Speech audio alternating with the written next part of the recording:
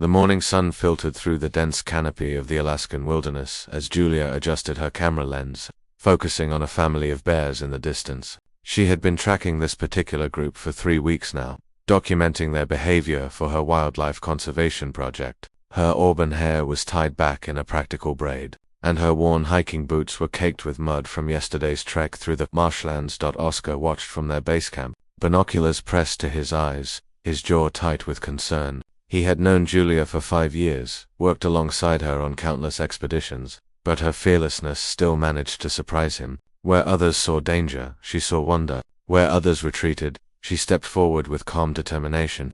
"Julia, you're getting too close." Oscar's voice crackled through her earpiece. "The mother is getting agitated." Julia smiled, her eyes never leaving the scene before her. "She's fine, Oscar, she's just protective." "Can you blame her?" The mother bear, a massive brown creature with fur that gleamed copper in the morning light, had noticed Julia's presence. Her 3 cubs tumbled over each other nearby, playfully wrestling in the tall grass. The mother stood on her hind legs, a display meant to intimidate, to warn the strange creature with the clicking box to stay away from her babies. Julia remained perfectly still, her breathing steady. She had learned long ago that panic was the enemy, that fear was a scent animals could detect as clearly as blood in water. Instead, she projected calm, respect, and understanding. "I see you, Mama," Julia whispered softly. "I'm not here to hurt them, I promise."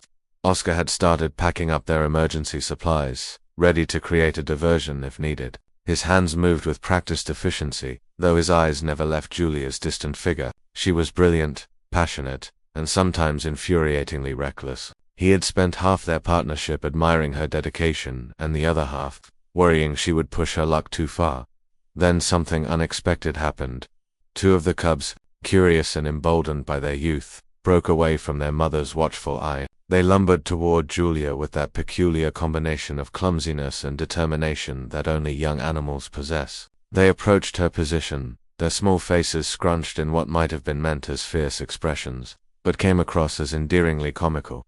The cubs stopped a few feet from Julia, standing on their hind legs in miniature imitations of their mother's intimidation display. They huffed and swayed, trying their best to appear threatening. Julia's heart melted. Slowly, carefully, she lowered her camera and knelt down, making herself less imposing. The cubs watched her with dark, intelligent eyes, their tiny display faltering as curiosity overtook bravado. "Oscar," Julia said softly into her microphone, "are you seeing this?" "Julia, don't move," Oscar replied, his voice strained. The mother could charge at any moment, but Julia had already made a decision that defied every safety protocol they had established. She reached out slowly, her movements telegraphed and non-threatening, and gently touched the nearest cub's head. The little bear froze, startled by the contact, then leaned into her hand with surprising trust. The second cub, not wanting to be left out, shuffled closer and nudged Julia's other hand with its nose.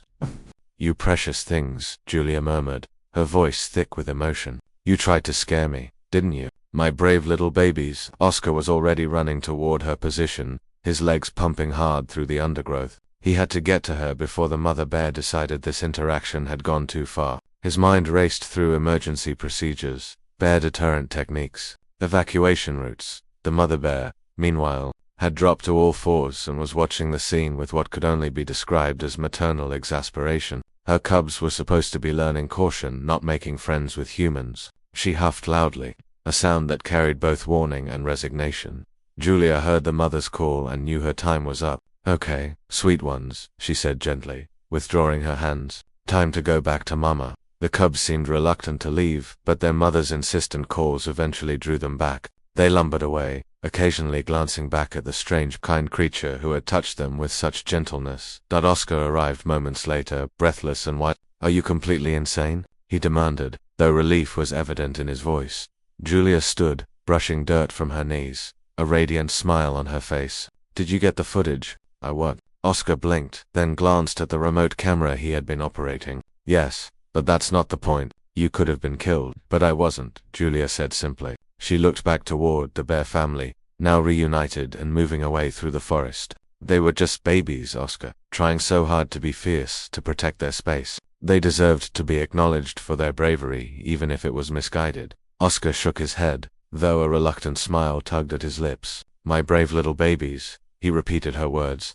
"You're going to give me a heart attack one day, Julia, but not today," she said, linking her arm through his as they walked back to camp. "Today, we got incredible footage and a reminder of why we do this work. To protect them, to understand them, to see past the fear and find the connection." Oscar couldn't argue with that. It was, after all, why he had fallen in love with her in the first place, though he hadn't quite found the courage to tell her yet. Perhaps after this expedition, when they were safely back in civilization, he would find the words.